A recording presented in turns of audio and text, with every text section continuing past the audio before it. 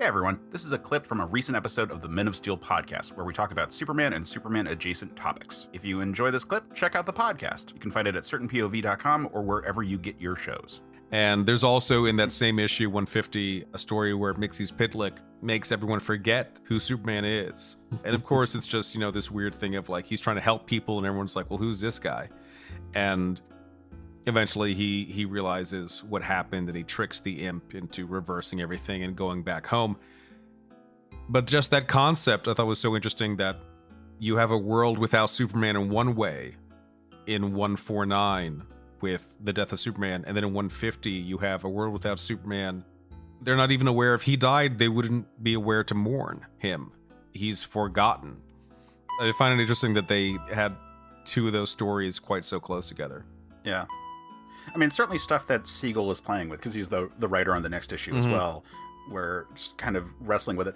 And I wonder, looking at the timetable again, it's 23 years in, Superman has been such a huge pop culture phenomenon at that point, that if there is a kind of a question of like, well, what would the world look like without this thing? Because like it's changed the nature of the medium of comics. It's changed the nature of storytelling. We're getting into the height of the Silver Age at this point, the rise of Marvel Comics.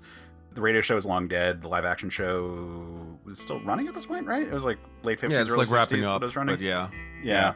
And you're right, 1961. So we've got the Fantastic Four coming out this year. We've got the Hulk coming out next year. Spider-Man's next year, closely followed by Iron Man and the X-Men and the Avengers. Superman had already been, in the past few years, being restructured for a more science fiction atmosphere for the space race audience that were hoping that America would make it to the moon, make it to the stars. And it was, even though Superman wasn't dying and wasn't necessarily in danger of being forgotten by the real world, like there was a cultural shift that people were feeling.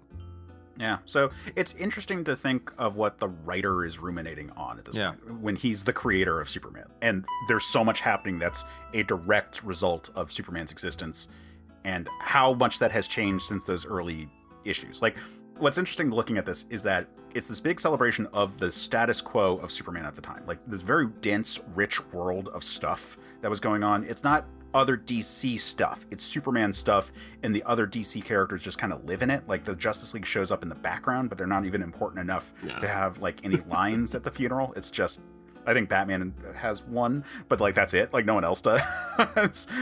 Superman has such a huge, rich world, but it's not a tribute to like older Superman stuff. I mean, I guess when we get to like Mxyzptlk in the next issue, there is something there, and Luthor's also an old character, but like kryptonite is a newer concept. It comes from the radio show. It's not even a thing Siegel came up with, although there is like the whole K-Metal story that like never actually got printed, right?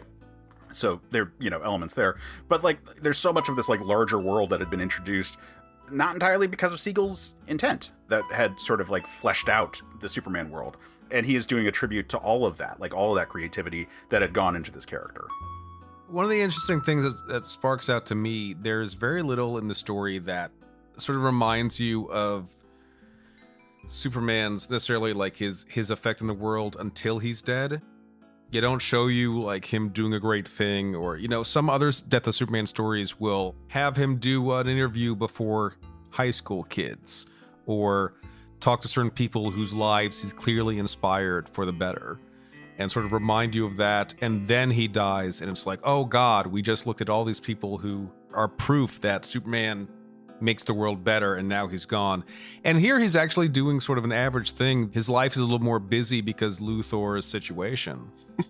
But he's just doing his thing. And it's only until after he's dead that people stop to consider, oh, but he was so special. And that's actually perhaps more realistic, sadly, about all of us. Yeah. Along with that, there's no foreshadowing in terms of him reflecting on life or anything beforehand. There's certainly no, Lois, I think it's time we got married. Or, like, maybe I'll retire and we'll buy that houseboat that says everything will be fine. There's nothing like that. And then it happens.